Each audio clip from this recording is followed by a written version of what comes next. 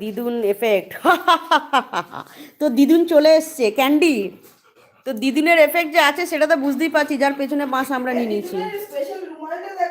তোর রুমালটা ক্যান্ডি, রুমালটা দাও তো মাম্মা, এটা রুমালটা দাও, এটা হ্যাঁ দাও তো, হ্যাঁ দেখে নে একবার, দেখা তো দিদুনকে দেখা। তো তোর রুমালটা দেখ, দেখ তাকা, দেখে নে, দেখ, দেখে নে তোর রুমালের অবস্থা দেখ, এই দেখ ঝাঁকানাকা করে দিয়েছে। ছি ছি, দেখাবো কি, এটা সুইটি হলে দেখাতো ভালো।